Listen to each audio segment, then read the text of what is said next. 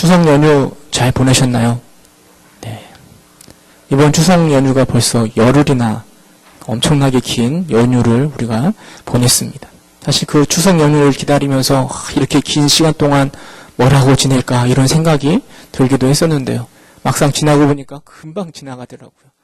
기대할 때는 참 그 시간대 어떻게 보낼까 많은 계획을 했는데 지나고 나니까 막 금방 손살같이 지나가고, 또 마지막 날 10월 9일이었잖아요. 그날에 이제 제 아는 목사님들 만나고 저녁에 우리 하영이 하모니랑 같이 자면서 야, 내일부터 이제 학교 가야 되고 또 어린이집 가야 되니까 빨리 자 하고 딱 누웠는데 마지막이라고 생각하니까 왜 이렇게 아쉬운지, 더 놀고 싶고 더 쉬고 싶고 하는 생각이 많이 들더라고요. 이게 마지막이라는 게 참 우리에게 아쉬움을 더하여 주는 것 같습니다. 오늘 우리가 읽은 본문의 내용들이 그 마지막 때 일을 기록하고 있는데요. 어떤 마지막인가 하면 예수님과 제자들의 마지막 밤에 하신 말씀들이 쭉 기록되어 있습니다. 여러분, 예수님이 제자들과 보낸 마지막 밤 하면 무엇이 생각나십니까? 아마도 보통 우리들이 무엇을 기억하는가 하면 최후의 만찬. 저기 우리 식당에 가도 그런 게 그려져 있잖아요. 성화가 있잖아요. 마지막 저녁에 예수님과 제자들이 함께 떡을 떼며 포도주를 마셨던 그 최후의 만찬을 우리가 생각할 것입니다. 사실 마태, 마가, 누가는 이 최후의 만찬에 대해서 상세하게 기록하고 있습니다. 그런데 우리 요한복음에 보면 이 최후의 만찬에 대한 기록이 없습니다. 왜일까요? 생각해보면 제자들과 예수님의 관계에 있어서 그 마지막 날 저녁은, 그날 밤은 너무나 중요한 저녁 아닙니까?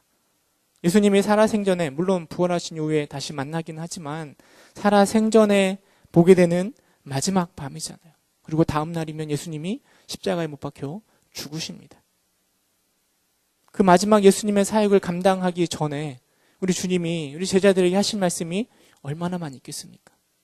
더군다나 예수님은 모든 걸 알고 계시잖아요. 예수님이 십자가에 달리셨을 때 우리 제자들이 얼마나 혼란스러워하는가를 너무나 잘 알고 계셨기 때문에 그들에게 당부할 말씀이 너무나 많지 않았을까 생각해 봅니다. 그래서인지 몰라도 요한은 그 마지막 밤의 기록을 남길 때 그 최후의 만찬, 그런 것에 대해서 집중하기보다는 그 마지막 날 밤 예수님이 하신 설교, 마지막 날 밤 예수님의 제자들에게 하신 말씀, 그 말씀에 집중하여 기록하고 있습니다. 14장에서부터 15장, 16장까지가 그 마지막 밤에 예수님께서 하신 말씀들을 쭉 기록해 놓았고요. 그 마지막도 17장에 가면 예수님이 그 마지막에 하셨던 기도를 쭉 기록하고 있습니다. 아마도 이것은 요한이 생각할 때 그 마지막에 주님이 하신 말씀, 그 기도가 너무나 중요하다라고 생각하였기에 최후의 만찬을 기록하기보다는 그 말씀을 기록한 것은 아닐까 생각해 봅니다. 그렇다면 우리 역시 그 마지막 말씀이 무엇인지 좀 눈여겨볼 필요가 있는 것 같습니다.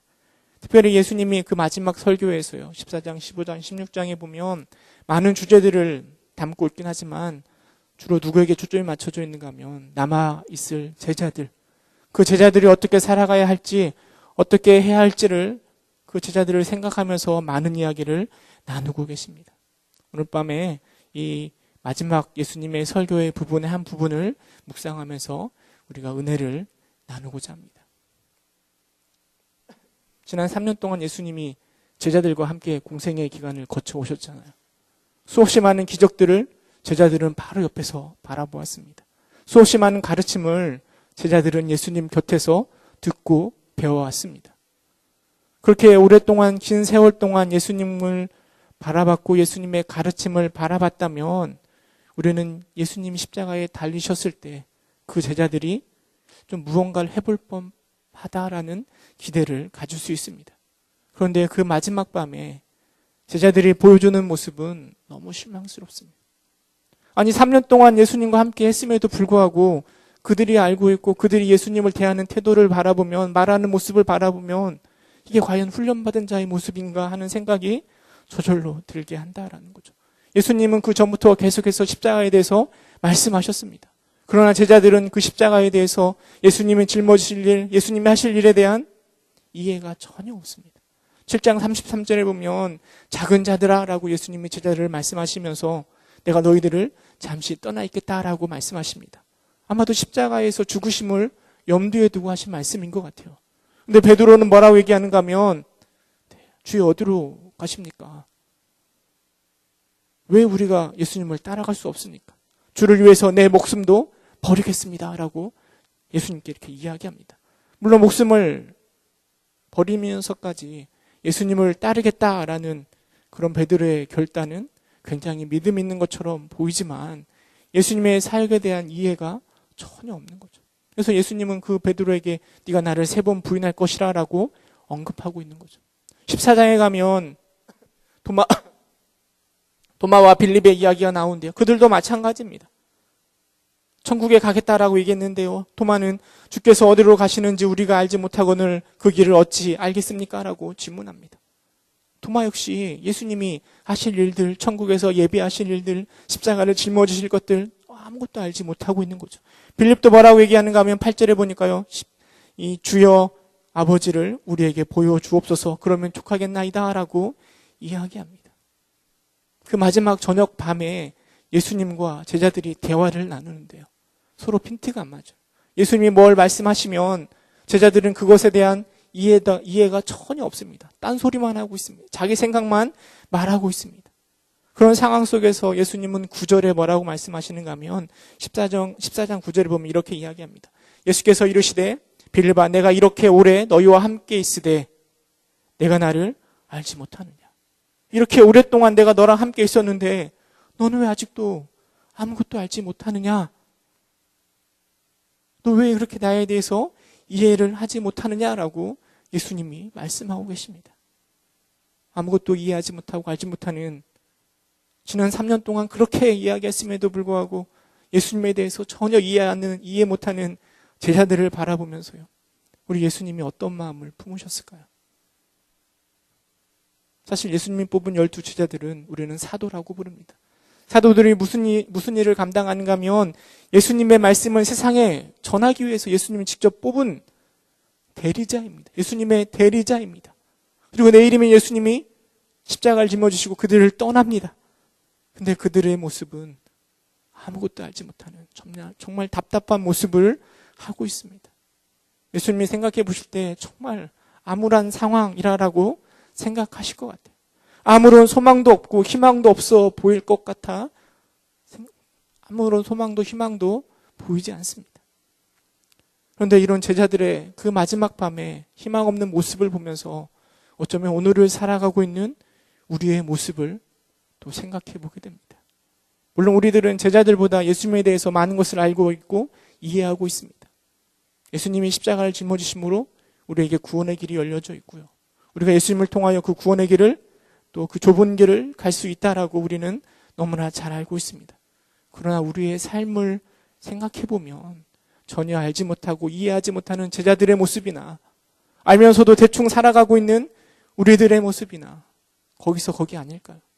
장터에서 피리를 불고 춤을 추어도 전혀 반응 없는 사람들처럼 예수님이 무엇을 하셨는지 또 어떤 역사를 일으켰는지 너무나 잘 알고 있지만 그저 그렇게 가만히 있는 우리들의 모습을 바라보면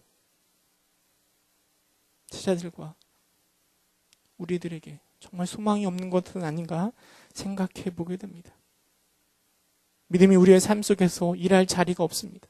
과거에는 열심히 섬겼는데요. 지금은 어느샌가 매너리즘에 빠져 있고 세상에 빠져 있고 정신없는 자신의 일에 빠져 있고 돈 벌기에 빠져 있고 자녀 양육에 빠져 있고요.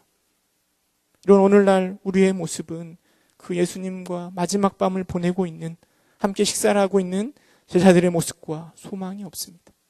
둘 다 희망이 없고 소망이 없는 모습입니다. 그런데 그런 제자들에게 예수님이 희망을 말씀하십니다. 요한복음 14장 16절 말씀 함께 읽어보도록 하겠습니다. 요한복음 14장 16절 함께 읽겠습니다. 시작.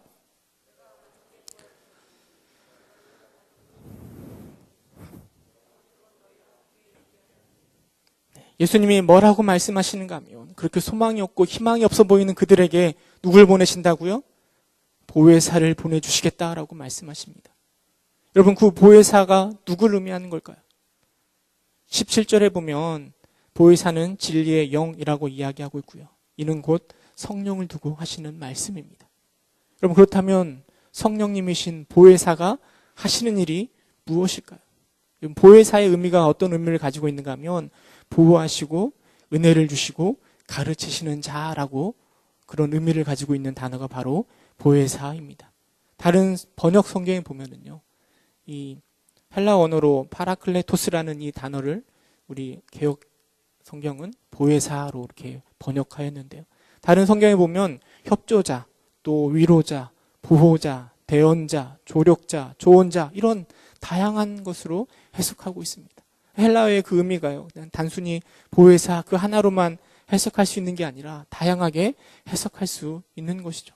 근데 그 중에서도요, 가장 이 헬라어 그 원어에 좀 접근해서 해석한 게 이 파라클레토스라는 단어를 법정에서 우리를 대리하는 변호사를 가리키는 법률적인 의미로 해석하는 것이 가장 그 언어의 의미에 가깝게 해석한 것 아닐까 생각되어집니다.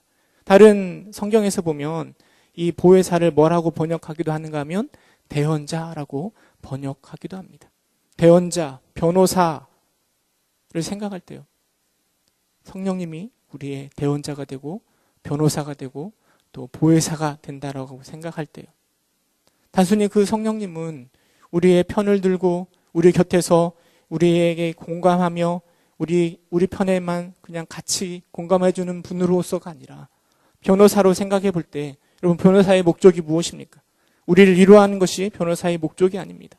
재판에서 승리하는 게 변호사의 목적 아니겠습니까? 그래서 물론 재판관 앞에서 우리를 위하여 변호하기도 하지만 때로는 그 변호사는 우리 사건에 도움이 되기 위해서 우리에게 좀 어렵고 힘든 말을 하기도 하는 게 바로 변호사의 역할입니다. 이 보혜사, 대언자, 또 변호사로서의 성령님을 우리는 생각해 볼 수 있는 겁니다. 근데 16절에 보면 예수님께서 그 보혜사를 말씀하실 때 뭐라고 말씀하시는가 하면 뭐라고 얘기하죠? 또 다른 보혜사라고 이야기합니다. 그러니까 또 다른 보혜사라고 말씀하시는 것을 생각해 보면 보혜사는 성령님 한 분이 아니시라 또 다른 한 분이 있다라는 것을 생각해 볼 수 있습니다. 원래 또 다른 이 보혜사가 계시는데요, 그런데 그를 대신해서 또 다른 보혜사를 우리 예수님께서 보내주시겠다라고 말씀하고 계십니다. 여러분, 그렇다면 성령님 말고 기존에 있었던 보혜사는 누구를 말하는 걸까요? 첫 번째 보혜사는 누구를 말하는 걸까요? 누굴까요? 성경에 보면 이 보혜사라는 단어가 여기 말고 또 다른 곳에 한 군데 더 사용되어졌는데요, 거기가 어딘가 하면 요한 1서 2장 1절 말씀입니다. 요한 1서 2장 1절 함께 읽어보도록 하겠습니다. 시작.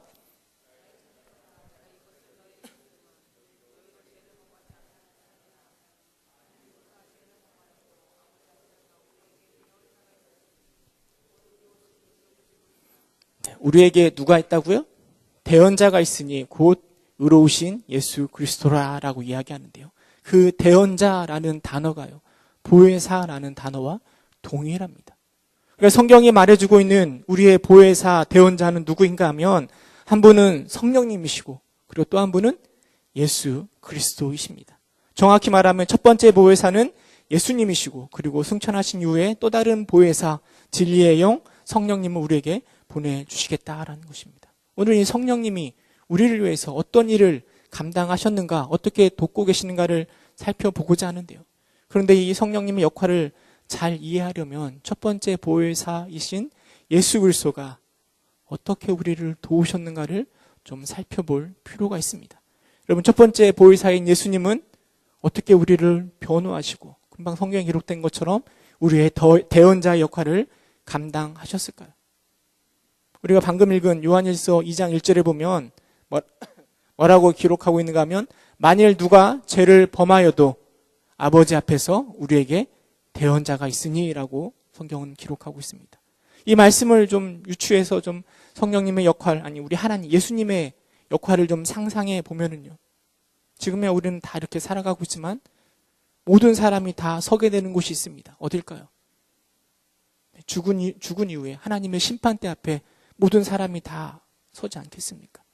심판대 앞에 섰을 때 우리의 모든 죄악들이 하나님 앞에 낱낱이 드러날 것입니다. 그리고 하나님은 그 죄에 대해서 우리를 추궁하실 겁니다. 그리고 우리는 그 하나님 앞에서 수없이 많은 변명들을 늘어놓겠죠. 그러나 예리하신 하나님 앞에 그런 핑계는 아무런 의미가 없습니다. 그런 심판대 앞에서 우리의 보혜사, 우리의 대원자 되신 예수 그리스도가 우리를 대신해서 변호하시지 않을까요?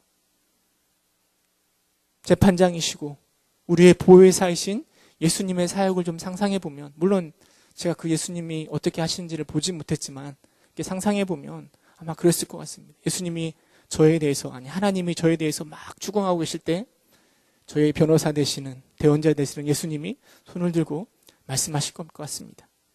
하나님, 저는 이 노시정 목사의 변호사입니다. 대원자입니다. 이 노 목사가 오늘도 정말 죄악 가운데 살아왔다는 것 인정합니다. 늘 하나님의 말씀을 어기고 욕심과 또 정력 가운데 살아왔고 너무나 많은 죄를 지었음을 인정하고요. 벌을 받아 마땅하다라는 것도 인정합니다. 그런데 하나님, 이번 한 번만 저를 보시고 좀 용서해 주시고 다시 한번 기회 주시기를 부탁드립니다. 우리 예수님이 이렇게 말씀하시면 하나님이 오케이, 내가 너를 보고 한 번 더 기회를 주지. 이런 모습이 이제 우리가 상상하는 보혜사 하나님, 예수님의 모습일 거라 생각되어집니다. 그런데 좀 이런 상상에 좀 부족한 점이 한 가지가 있는데요. 그게 무엇인가 하면 우리의 무죄를 주장하기에는 아무런 근거가 되지 못한다라는 거죠. 예수님이 당신의 얼굴을 봐서 한 번만 봐달라라는 말을 언제까지 해야 될까요? 수천 번, 수만 번을 해도 우리는 그대로잖아요. 예수님의 변호는 단순히 나를 봐달라라는 정도가 아닐 것입니다. 요한 1서 2장 2절에 보면 그는 우리 죄를 위한 화목제물이라 라고 분명하게 말하고 있습니다. 단순히 예수님은 우리에게 하나님 자비를 베풀어 주십시오라고 말씀하시는 정도가 아니라 예수님 본인이 우리의 화목제물이 되시는 것이죠. 그래서 대원자 되시는, 우리의 변호사 되시는 예수님이 이렇게 말씀하실 겁니다. 하나님, 노 목사가 오늘도 죄를 범하였습니다. 법은 죄에 대해서 죄의 삭은 사망이라고 이야기하고 있습니다. 그런데요, 제가 그 죄값을 이미 치렀습니다. 나의 피, 나의 죽음이 바로 증거입니다. 십자가에서 나는 이 죄들의 형벌을 완전히 다 받았습니다. 그러니 이제 누구라도 같은 죄에 대해서 두 번 죄값을 요구하는 것은 의롭지 못합니다. 그러므로 저는 노 목사에게 자비를 구하는 것이 아니라 정의를 요구합니다. 여러분, 이게 바로 보혜사 되시고 대원자 되시는 예수님이 우리를 위하여 하나님 앞에서 하실 말씀이라는 거죠. 요한일서 1장 9절에 보면 우리가 만일 우리 죄를 자백하면 그는 미쁘시고 의로우사 우리 죄를 사하시며 라고 기록하고 있습니다. 재판장이신 하나님은 예수님 때문에 우리에게 기회를 한 번 더 주시는 것이 아닙니다. 잘 될 때까지 기다리시는 것이 아니라요, 하나님은 미쁘시고 의로우시기 때문에 우리의 죄를 용서해 주신다니까요. 이미 예수 그리스도를 통하여 그 죄값이 치루어졌기 때문에 의로우신 예수님은 우리를 용서해 주시는 것이죠. 이게 바로 보혜사 예수님의 사역입니다. 그렇다면 두 번째 보혜사 성령님은 무슨 일을 하시는 걸까요? 성령님이 하시는 일에 대해서 요한복음 14장 26절이 말하고 있습니다. 우리 함께 읽어보도록 하겠습니다. 요한복음 14장 26절 함께 읽어보도록 하겠습니다. 시작.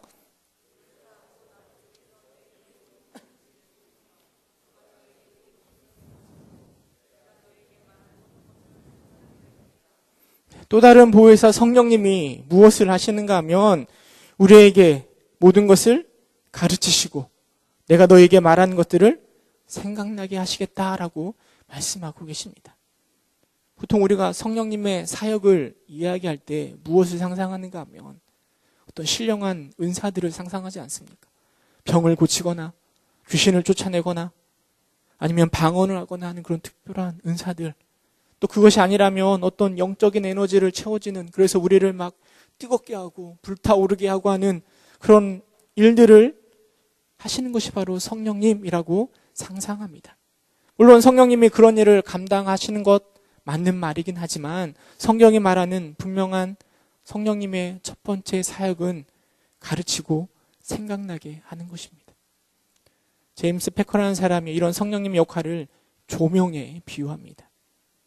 우리는 이 저녁에 길거리에 가다 보면 무엇을 의지해서 사물을 바라보게 되는가 하면 조명, 가로등이나 그런 불빛을 통하여서 무엇인가를 바라보게 됩니다. 사실 아무것도 볼 수 없는 어둠이 깔려 있지만 그 조명이 그 어둠을 몰아내는 것입니다. 아름다운 여성을 볼 때 우리가 무엇을 생각해야 되는가 하면 화장바를 생각해야 되고 또 조명바를 생각해야 된다고 하더라고요. 조명이 어떻게 비춰지냐에 따라 그 모습이 달라질 수 있다라는 거죠. 어둠 속에서 조명 대신 성령님을 통하여 우리는 사람이 어떻게 아름다운지 어떤 모습인지를 다 알게 된다라는 것이죠. 이게 바로 성령님이 우리를 위해서 하시는 일입니다. 그런데 성령님이 비추어 주시는 것이 과연 무엇일까요? 성령님이 무엇을 비춰 주실까요? 무엇이 생각나게 하고 무엇을 알게 하실까요? 그것은 다른 것이 아니라 첫 번째 보혜사 예수님이 하신 일들을 우리로 하여금 조명해 주신다라는 거죠. 예수님이 하신 일들이 때로는 우리 안에 잘 보여지지 않고 믿겨지지 않을 때가 있습니다. 그런데 성령님께서 우리 안에 그것들을 비춰주시고 그 조명을 통하여 예수님이 우리를 얼마나 사랑하시는지, 그 사랑을 위해서 어떤 값을 치르셨는지, 또 무엇을 성취하게 될 것인지 우리에게 분명하게 가르쳐 주시고 생각나게 해주신다라는 것이죠. 이게 바로 성령님이 우리를 위해서 하시는 일입니다.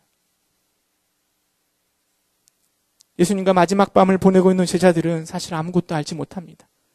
모르는 것이 아니라 분명하게 이해하지 못하고 있는 것입니다. 모든 것이 흐릿하고 모호할 뿐입니다.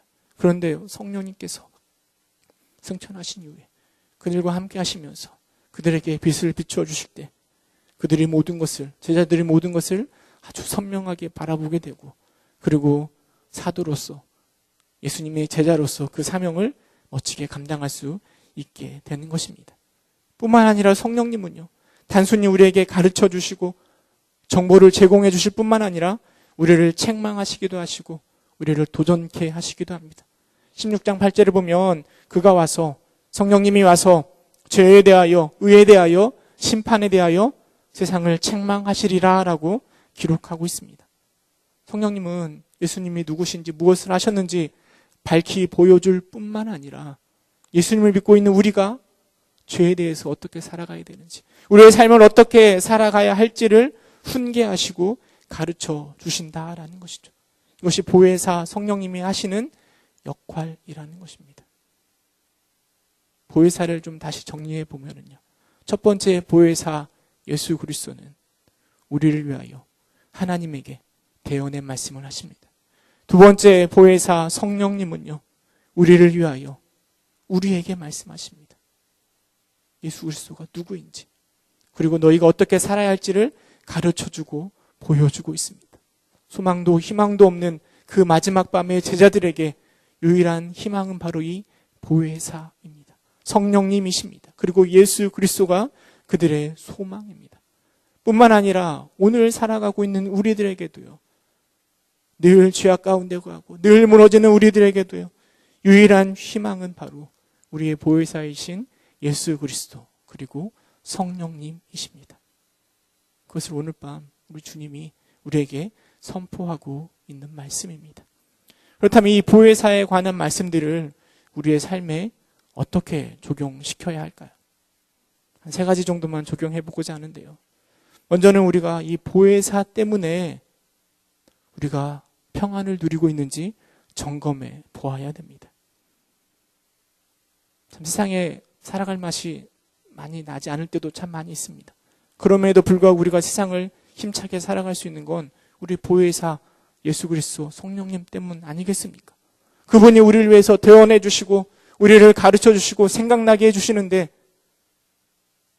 얼마나 그 마음이 든든하겠습니까? 그런데 많은 하나님을 믿는 그리스도인들이요, 그 기쁨을 누리지 못합니다. 우리의 보혜사 예수 그리스도 성령님이 우리 곁에 계시다라는 의미가 무엇인지 잘 인식하지 못한 것 같습니다. 예를 들어서요, 만약에 여러분들이요, 삼성과 같은 그런 큰 기업의 사장이라고 한번 생각해 보시기 바랍니다. 가진 거라고는 돈밖에 없는 거죠. 근데 지갑이 들려져 있는데 지갑에 10,000원짜리 3장이 들려져 있습니다. 택시를 타야 돼요. 택시를 타고 가는데요. 택시비가 10,000원이 나와서 10,000원을 지불했습니다. 근데 몇 장이 남았죠? 2장이 남았습니다. 또 길을 가다가 지갑을 딱 봤는데 지갑 안에 10,000원짜리가 1장밖에 없는 거예요. 속으로 생각하겠죠. 내가 택시비를 내면서 1장을 흘렸나? 아니면 택시기사에게 20,000원을 줬나? 이렇게 생각할 겁니다. 그리고 나서 여러분들은 어떻게 행동하시겠습니까? 막 화를 내시겠습니까? 10,000원 잃어버린 것 때문에. 잃어버린 10,000원 생각하느라 오늘 하루를 그냥 이렇게 망치시겠습니까? 아니면 경찰서에 가서요. 그 택시 운전기사를 좀 찾아달라고 이야기하시겠습니까? 어떻게 하실 겁니까? 여러분들은 돈이 많은데, 가진 게 돈밖에 없는데 10,000원짜리 1장 때문에 시간을 소비하거나 그것 때문에 마음이 막 흔들리시겠습니까? 1장 잃어버렸는데 뭐가 대수이겠습니까? 그렇지 않을까요? 우리 영적인 것도 마찬가지입니다. 이번 주에 우리에게 안 좋은 일이 있을 수도 있습니다. 가족사랑 축제를 하니까 우리 가족들 한번 전대해 보려고 얘기를 꺼냈는데 꽃방귀 끼고 듣지도 않고 대충 핑계대면서 안 오려고 할 때 우리의 마음이 상할 수 있습니다. 다른 사람들이 나를 비판하는 이야기를 우리가 들을 수도 있습니다. 내가 계획한 대로 되는 것이 아무것도 없는 것처럼 보일 수도 있습니다. 누군가를 이렇게 믿어왔는데 나를 실망시켰을 수도 있습니다. 몸이 아파서 한 주간 힘든 한 주를 보낼 수도 있습니다. 물론 이것들은 우리에게 큰 손해입니다. 우리의 평판, 우리의 사람과의 관계, 물질적인 부, 건강, 희망의 손실이라고 말할 수 있습니다. 그러나 여러분, 그 실패가 우리의 삶에 대한 만족을 무너뜨릴까요? 분노하며 하나님을 향하여서 하나님 왜 나에게 이런 고난을 주십니까? 라고 따질 수 있을까요? 밤새 뒤척이며 한숨도 못 자고 있는 그런 모습이 우리 가운데 나타날까요?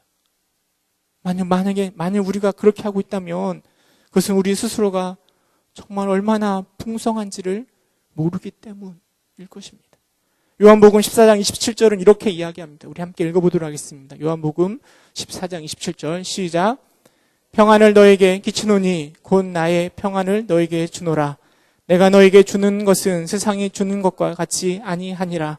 너희는 마음에 근심하지도 말라. 두려워하지도 말라. 우리의 보혜사 되신 성령님이 우리에게 무엇을 주시겠다라고 말씀하시는가 하면 평안을 주시겠다라고 이야기합니다. 성령님이 주시는 그 평안은 세상이 주는 것과는 차원이 다른 평안입니다. 그리고 그 평안함은 우리 마음의 근심도 두려움도 다 사라지게 하는 것이죠. 이것은 세상적인 형통함 때문에 누리는 평안이 아닙니다. 대원자 예수 그리스도 그리고 그분의 사랑을 누림으로 가지게 되는 평안입니다. 그 평안함 때문에 조금 손해를 보더라도 뭐 어떻습니까? 우린 영적으로 억만장자인데 영적으로 누리는 게 이렇게 많은데 좀 삶 가운데 어려움이 있다라고 그것 때문에 내 평안을 깨트리시겠습니까? 여러분 나의 삶 속에 그런 평안함이 가득 차 있는지 한번 점검해 보시기 바랍니다. 두 번째로 적용해 볼 수 있는 것은 우리에게 이렇게 말할 수 없는 그 평안을 주시는 그 성령님의 음성을 어떻게 하면 보다도 잘 들을 수 있을까 고민해야 될 것 같습니다. 성령님은 오늘 또 우리에게 말씀하신다고 할 때 여러분 어떻게 하면 그 음성을 보다도 세밀하게 들을 수 있을까요? 어떻게 하면 그 음성을 잘 들을 수 있을까요?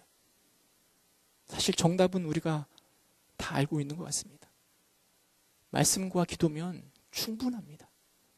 어떤 신령한 부흥 집회를 가거나 어떤 기도원에 가거나 능력 있는 사람이 안수 기도를 해준다고 해서 내 안에 성령의 음성이 잘 들리는 것이 아니라요. 말씀과 기도면 충분합니다. 좀 더 구체적으로 예배에 참석하여 말씀을 귀를 기울이고 또 새벽 기도에 나오고 큐티를 하고 삶 가운데 기도함을 통하여 얼마든지 우리는 하나님의 음성을 잘 들을 수 있는 것 같습니다. 그럼 마치 다이어트와 같은 것 같아요. 여러분 다이어트 어떻게 하면 성공할까요? 어떻게 하면 성공하죠? 네. 한숨 웃으시는군요. 네. 조금 먹고 열심히 운동하면 성공하는 거 아니겠습니까? 조금 먹고 열심히 운동하면 다이어트는 얼마든지 성공할 수 있습니다. 하나님 음성 어떻게 듣는가? 열심히 말씀 보고 기도 들으면 음성을 잘 들을 수 있습니다. 근데 그게 성공하는 게 너무 어려운 것 같아요. 저도 이게 요즘에 많이 살이 쪄가지고 사실은 이게 잠궈야 되는데 잠그면 너무 숨이 막혀가지고 잠글 수가 없습니다. 좀 빼려고 하는데 쉽지가 않아요. 집에다가 실내용 자전거 사다 놓고 이렇게 굴리면 살이 빠질 거라 알고 있지만 알고 있을 뿐인 거죠. 여러분, 우리가 성령님의 음성을 들어야 된다. 아는 게 중요한 게 아니라 여러분 그 자리에 앉아서 곰곰이 묵상하고 말씀을 묵상하고 기도함을 통하여 하나님과 대화할 때 성령님의 음성을 들을 수 있습니다. 수없이 많은 예배, 수없이 많은 기도의 자리 가운데 여러분들 진정한 예배자로, 기도자로 성령님 앞에 서 계십니까? 우리의 또 다른 성령님이 우리에게 일하실 수 있는 기회를 여러분들이 많이 제공해 주시기 바랍니다. 특별히 다음 주는 특별 새벽 기도회가 있네요.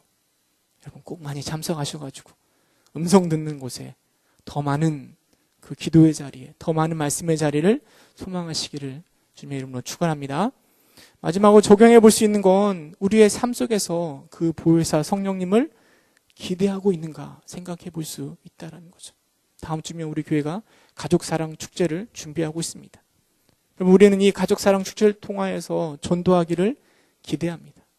사랑하는 가족들, 친구들, 이웃들, 그러나 주님을 알지 못하는 그들을 교회로, 주님 앞으로 인도하기를 우리는 기대합니다. 그런데 고민이 무엇인가 하면 내가 과연 복음을 잘 전할 수 있을까? 예수 그리스도를 잘 증거할 수 있을까? 이런 고민이 우리의 연약함 때문에 늘 생깁니다. 내가 부족한데 그것을 할 수 있을까? 그러나 우리는 그런 상황 속에서도 무엇을 기대하는가 하면 우리 안에 계시는 보혜사 성령님을 기대하시는 거죠. 우리는 여전히 부족하고 우리 입술은 어둔하지만 저 제자들의 눈을 밝히 보이셨던 그 성령님께서 우리 마음 가운데 우리의 눈을 뜨게 하여 주시고 우리가 그들에게 전할 때 전할 말을 생각나게 해주시고 가르쳐 주실 것을 기대하는 것이죠. 나는 부족하니, 나는 연약하니 포기하지 마시고요. 아직 열흘이라는 기간이 남아있잖아요. 여전히 그 성령님을 기대하고 소망하면서 복음을 전하시기 바랍니다. 여러분, 성령님을 향한 기대는요, 우리의 입술을 향한 기대뿐만 아니라 우리가 선포하는 그 복음을 듣는 자의 귀 가운데서도 역사하실 것을 기대하게 하는 거죠. 우리의 고백은 어눌하고 우리의 고백은 논리적이지 않을 수 있습니다. 그러나 우리 성령님께서 그 복음을 듣는 그 사람의 귀를, 그 마음을 움직여 주셔서 깨닫게 하시고 생각나게 하실 것을 기대하는 것입니다. 물론 속히 그 일들이 일어나지 않을 수도 있습니다. 잘 풀리지 않을 수도 있습니다. 그러나 우리는 그 성령님을 기대하며 가족사랑 축제를 준비하는 것이고요. 그 성령님을 기대하며 우리의 신앙생활 속에서도 그런 기대감을 가지고 살아가시는 여러분 되시기를 주님의 이름으로 축원합니다. 말씀을 맺도록 하겠습니다. 여러분, 우리의 신앙생활은 늘 무너지고 깨어지는 우리를 바라보는 것이 우리의 신앙생활이 아닙니다. 우리는 연약합니다. 오늘도 우리는 넘어집니다. 그러나 우리는 우리의 보혜사 예수 그리스도 그리고 성령님을 바라보면서 기대하면서 신앙생활하는 것입니다. 비록 오늘 하루 힘들었을 수도 있습니다. 말할 수 없는 고통이 나를 짓누를 수도 있습니다. 어찌해야 할지 막막할 수도 있습니다. 그러나 여러분, 눈을 들어 우리의 보혜사 되시는 예수 그리스도를 바라보시기 바랍니다. 나를 위해 십자가를 지신 예수님, 그리고 그 사랑을 깨닫게 하시는 성령님을 오늘 또 기대하시기 바랍니다. 그 보혜사로 인하여서 세상에 줄 수 없는 평안을 누리시는 여러분 되시기를 주님의 이름으로 축원합니다. 함께 기도하겠습니다. 은혜가 풍성하신 하나님, 여전히 부족하고 여전히 연약하여 넘어지는 우리를 향하여 오늘 또 보혜사 성령님, 보혜사 예수님이 우리와 함께 하심을 우리가 잊지 않도록 주여 인도하여 주옵소서. 그분을 의지하고 그분을 기대하며 우리 안에 주님이 주시는 참된 평안이 가득 찬 자 될 수 있도록 주님께서 인도하여 주옵소서. 예수님의 이름으로 기도드립니다. 아멘. 우리 함께 찬양하도록 하겠습니다. 약한 나로